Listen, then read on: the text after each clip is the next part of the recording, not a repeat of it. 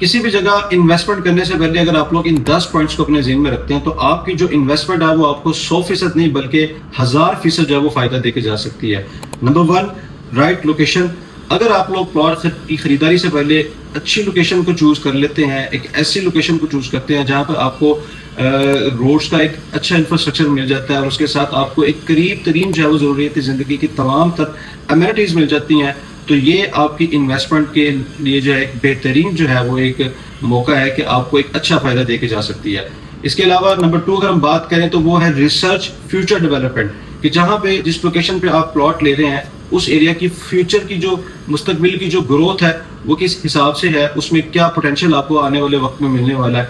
ये आपने लाजमी ज़हन में रखना है। अगर हम नंबर 3 की बात करें तो आपने जिस जगह पर प्लॉट लेना है बेसिकली वो आपने उस लोकेशन को पर्सनली खुद जाके विजिट करना है, उस साइट को देखना है, प्लॉट्स की जो मेजरमेंट है उसको आपने देखना है और फिर आप लोगों ने डिसाइड करना है कि मुझे यहाँ पे प्लॉट जो है वो खरीदना चाहिए या नहीं खरीदना चाहिए। नंबर 4 अगर हम बात करें तो आपने अपने जहन में उस लोकेशन को लेके अब एक रियलिस्टिक जो है वो बजट बना लेना है कि मैं जिस जगह पर प्लॉट ले रहा हूँ मुझे एक्चुअल इस बजट के अंदर जो है वो यहाँ पे प्लॉट मिल सकता है। ऐसा ना हो कि आप ऐसी लोकेशन पे प्लॉट देख रहे हो जहाँ पे 90 लाख रुपए का प्लॉट है और आपका जो बजट है वो 60 से 70 लाख है, जिसकी वजह से आपका टाइम भी वेस्ट होगा और आपको वहाँ पे प्रॉपर्टी भी नहीं मिलेगी। तो आपने एक रियलिस्टिक जो है वो बजट अपने जेन में रख लेना है और फिर उसके हिसाब से आपने प्लॉट की प्राइस, डेवलपमेंट चार्जेस प्लस जो उसकी ट्रांसफर फीस है, ये सारी चीज़ें आपने जेन में रखी, आगे जो है वो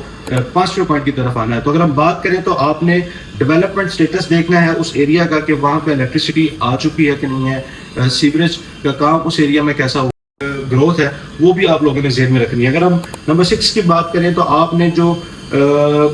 मुतलका इदारे हैं वहाँ से आपने कंफर्म करना है, मुतलका डिपार्टमेंट से कंफर्म करना है कि प्लॉट का जो है वो एक्चुअल साइज़ क्या है, यानी कि उसकी डेप्थ कितनी है और उसकी जो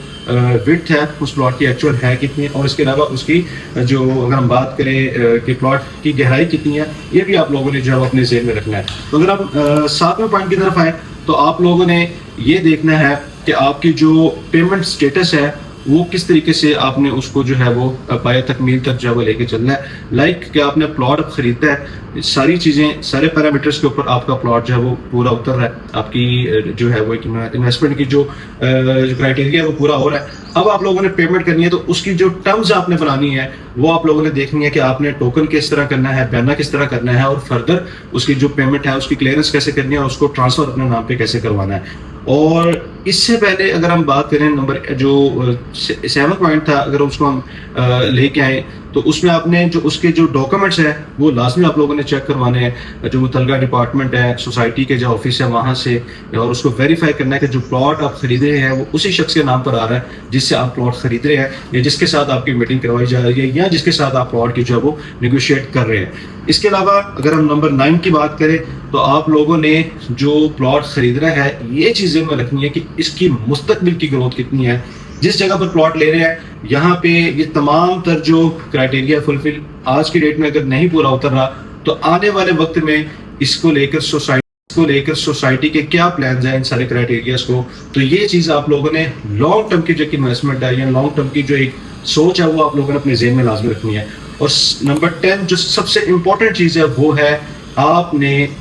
किस शख्स से जो प्लॉट खरीदना है। तो ये सबसे अहम है। अगर आप लोग सारे क्राइटेरिया पे उतर रहे हैं और अगर आप किसी ऐसे शख्स के आप चले गए हैं जो आपकी प्रॉपर्टी आपको किसी